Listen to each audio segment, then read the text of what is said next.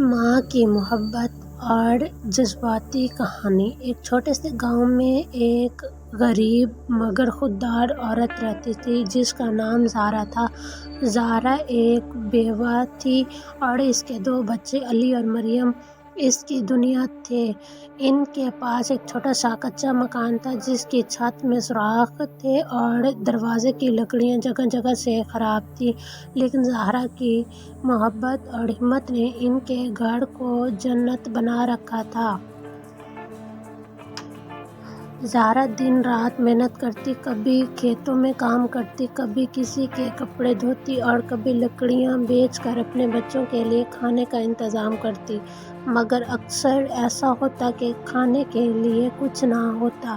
تب زہرا اپنے بچوں کو بلا پھسلا کر سلانے کی کوشش کرتی، خود بھوکی رہ کر بھی اس کی دعا یہی ہوتی تھی کہ اس کے بچے ہمیشہ خوش رہیں۔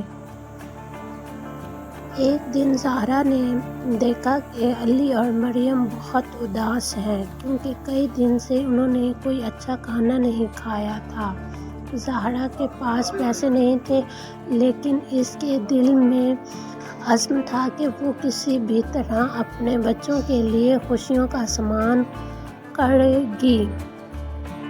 رات کو جب بچے سو گئے، زہرا نے اپنے بوسیدہ کپڑوں کو سیدھا کیا اور گاؤں کے بازار چلی گئی۔ وہاں اس نے ایک چھوٹا سا کام ڈھونڈا جو صرف چند سکوں کا تھا۔ دن بھر محنت کے بعد اس کے پاس اتنے پیسے جمع ہوئے کہ وہ تھوڑی سی روٹی، ایک انڈا اور ایک چھوٹا سا سیب خرید سکتی تھی۔ جب وہ گھر واپس آئی تو اس کے تھکن کے باوجود اس کے چہرے پر مسکراہٹ تھی۔ اس نے کھانے کو تیار کیا اور بچوں کو جگایا۔ علی اور مریم نے جب کھانے کی خوشبو محسوس کی تو ان کی آنکھوں میں خوشی سے چمک اٹھی۔ انہوں نے وہ سادہ سا کھانا اس کی محبت سے کھایا کہ جیسے کسی بادشاہ کا شاہی کھانا ہو۔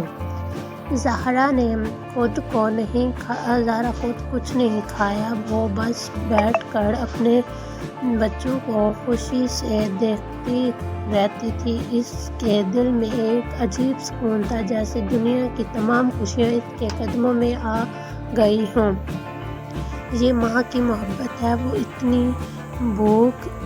اپنی بھوک، اپنی تھکن، اپنی خوشیوں کو بھلا کر صرف اپنے بچوں کی خوشیوں کے لیے جیتی ہے۔